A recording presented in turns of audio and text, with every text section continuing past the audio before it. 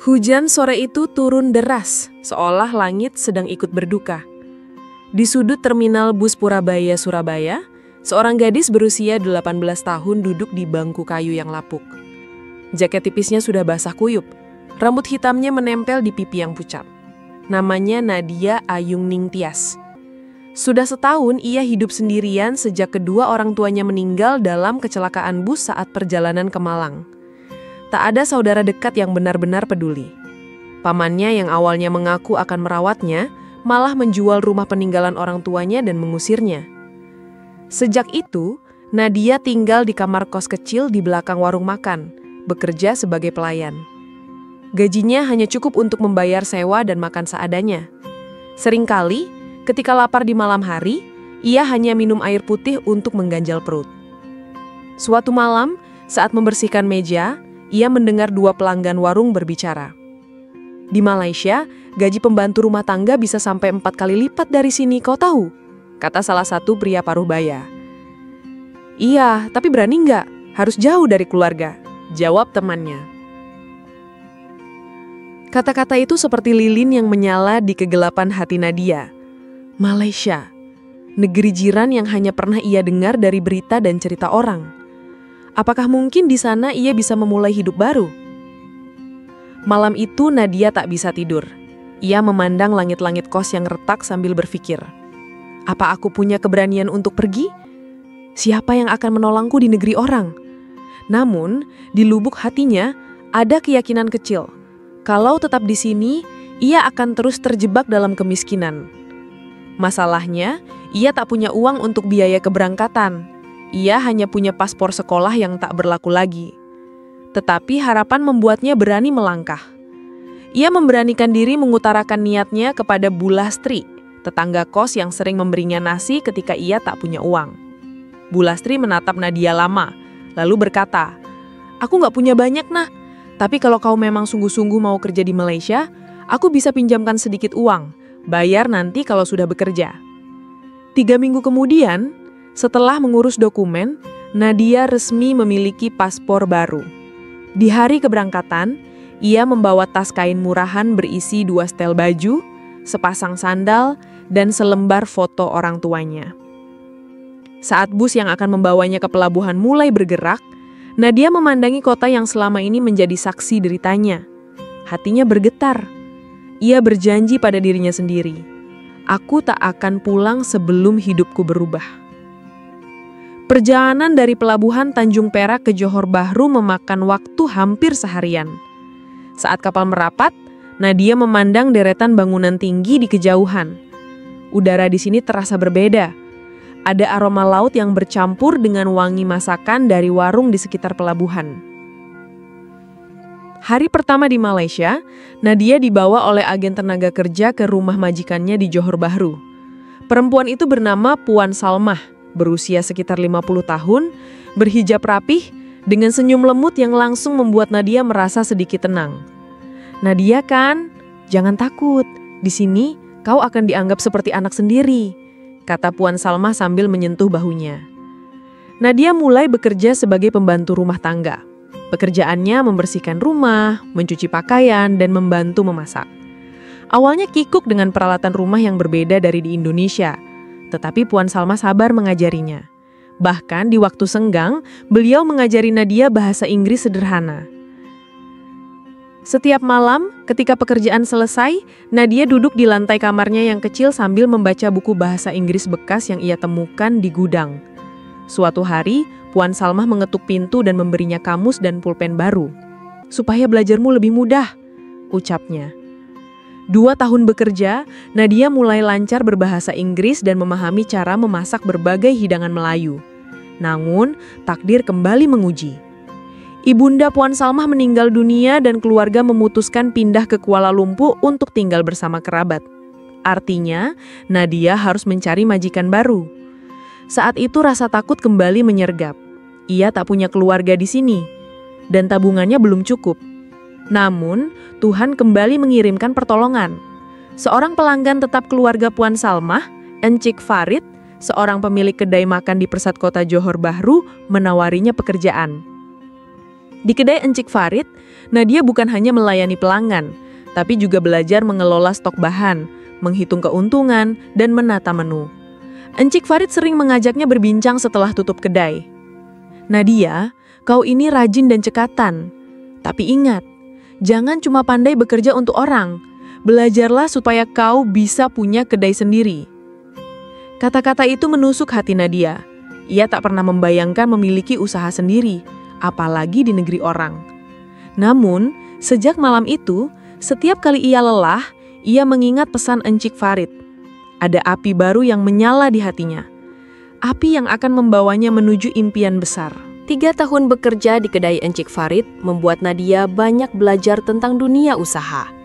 Ia tak lagi sekadar melayani, tetapi paham bagaimana menjaga kualitas masakan, mengatur keuangan, dan menghadapi pelanggan dengan ramah. Setiap gaji yang diterima, Nadia sisihkan sebagian besar untuk tabungan. Suatu malam, ketika kedai hampir tutup, ia duduk sambil memandangi jalanan yang basah karena hujan. Encik Farid datang membawa 2 cangkir teh tarik.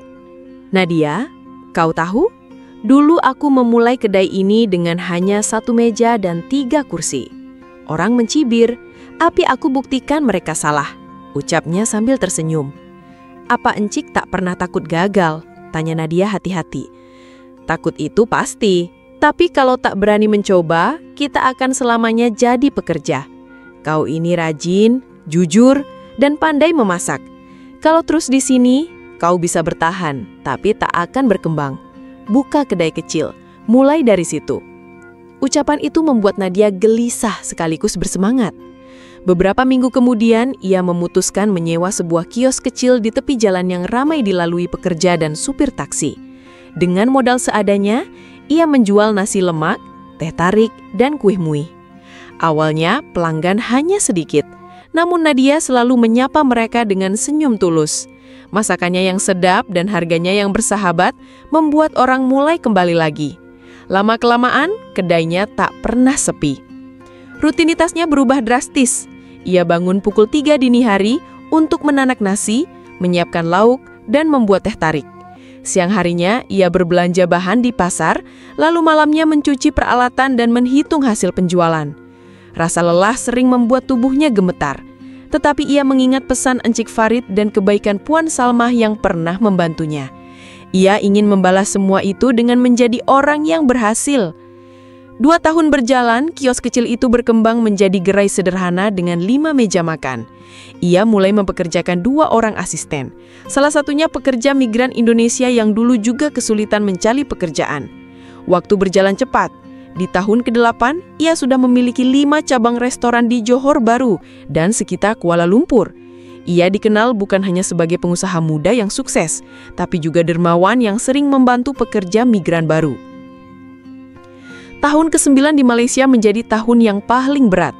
Pandemi melanda dunia. Peraturan ketat membuat semua restoran harus tutup sementara. Jalanan yang biasanya ramai pelanggan berubah sepi. Suatu sore, Nadia duduk di kursi restorannya yang kosong. Lampu temaram memantulkan bayangan wajahnya yang lelah. Tumpukan tagihan listrik dan sewa menunggu di meja. Karyawan mulai gelisah, takut kehilangan pekerjaan. Salah satu pelayan mendekat. "Kak Nadia, kalau kedai tutup lama, bagaimana nasib kami?" Suaranya bergetar. Nadia menarik nafas panjang. Ia ingin menjawab tegas, tapi hatinya juga takut. "Kita akan cari jalan. Aku janji tak akan meninggalkan kalian," jawabnya akhirnya. Malam itu ia memandangi daftar tabungan yang makin menipis. Di kepalanya ada 2 pilihan, menutup usaha sementara untuk menghemat biaya atau tetap buka meski merugi demi karyawan. Pilihan pertama akan menyelamatkan uangnya, tapi menghancurkan banyak keluarga yang bergantung padanya. Keesokan paginya teleponnya berdering. Nama yang muncul membuatnya tersenyum. Encik Farid. "Nadia, aku dengar restoranmu susah. Jangan menyerah. Ingat, dulu kau datang ke sini dengan tangan kosong. Sekarang kau punya keluarga besar di sini. Kami akan bantu." Kata-kata itu seperti suntikan energi. Tak lama kemudian, beberapa pelanggan setia menghubunginya menawarkan pemberian menu dalam jumlah besar untuk dibagikan pada tenaga medis dan warga yang sedang isolasi. Ada pula yang sengaja membayar lebih dari harga yang seharusnya. Nadia lalu memutar otak. Ia membuat menu hemat yang tetap lezat, agar semua orang bisa membeli meski kondisi sulit. Ia juga memanfaatkan layanan delivery dan promosi lewat media sosial. Pelan-pelan, restoran kembali beroperasi, walau tak seramai dulu. Suatu hari, saat mengantarkan makanan pesanan ke rumah seorang pelanggan, Nadia terkejut melihat siapa yang membukakan pintu. Puan Salmah. Wajahnya masih sama lembut seperti dulu, meski kini dipenuhi garis-garis usia. "Nadia, ya Allah, ini kau.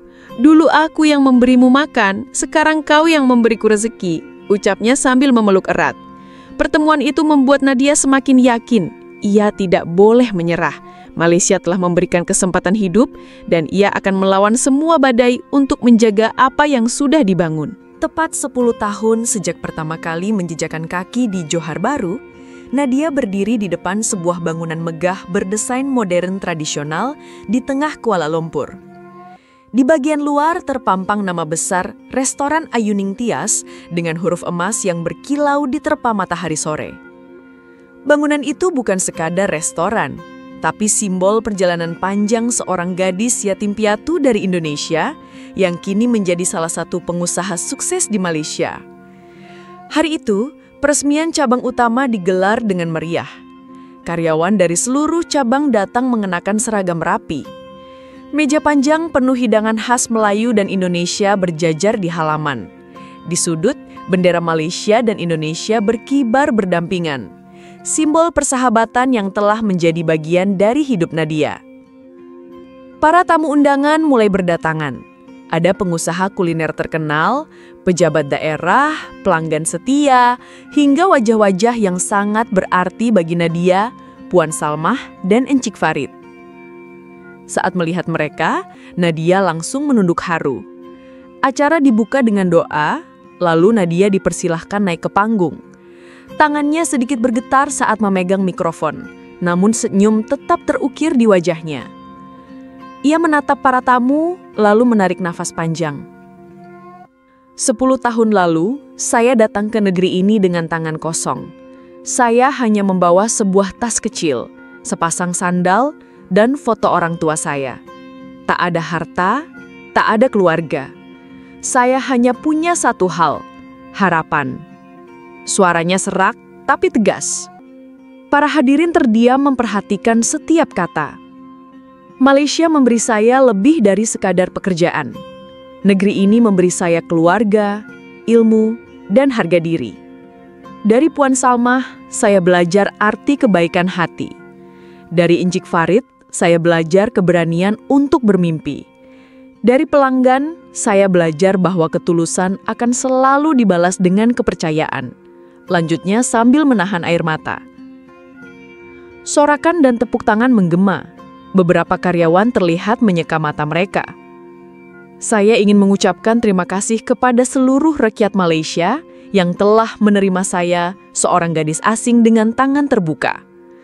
Tanpa dukungan kalian, saya tak akan berdiri di sini hari ini. Setelah pidato, pita merah di depan restoran dipotong. Lampu-lampu dinyalakan dan para tamu dipersilahkan masuk. Restoran itu memadukan interior kayu ukiran tradisional dengan pencahayaan modern. Di setiap meja terdapat kartu kecil bertuliskan kutipan motivasi yang pernah Nadia terima selama perjalanannya. Malam itu, suasana penuh tawa, pelukan, dan cerita. Nadia berkeliling menyapa tamu. Ketika ia menghampiri Puan Salmah, wanita itu memegang tangannya erat. "Nadia, kau seperti anakku sendiri. Aku bangga sekali melihatmu begini," katanya dengan mata berkaca-kaca. Nadia tersenyum. "Puan yang membuat saya percaya kalau dunia ini masih penuh orang baik. Saya hanya meneruskan kebaikan yang Puan tanamkan." Tak jauh dari situ, Encik Farid ikut tersenyum puas. "Itu, kau ingat kata-kata aku dulu. Sekarang kau tak hanya punya satu kedai, tapi kerajaan bisnismu sendiri." "Saya takkan sampai di sini tanpa bimbingan Encik," jawab Nadia sambil menunduk hormat. Beberapa bulan kemudian, Nadia memutuskan kembali ke kampung halamannya di Indonesia. Bukan untuk tinggal, tapi untuk memberikan sesuatu yang berarti. Ia datang dengan mobil mewah, ditemani beberapa staf yang membantunya membawa bahan bangunan dan perlengkapan sekolah. Warga kampung terkejut. Gadis yang dulu pergi dengan tas lusuh, kini pulang sebagai pengusaha sukses. Nadia membangun panti asuhan di tanah kosong milik orang tuanya yang dulu dijual pamannya. Di panti itu, anak-anak yatim akan mendapat pendidikan, makanan layak, dan tempat tinggal yang baik. Dalam sambutannya di hadapan warga, Nadia berkata, "Saya pernah tahu rasanya sendirian dan tak punya apa-apa. Karena itu, saya ingin anak-anak ini tahu mereka juga bisa bermimpi dan mencapainya, tak peduli dari mana mereka berasal." Setiap tahun, Nadia kembali ke Malaysia untuk mengelola bisnisnya yang terus berkembang. Ia mempekerjakan ratusan orang dari berbagai latar belakang, memastikan gaji yang adil dan lingkungan kerja yang manusiawi.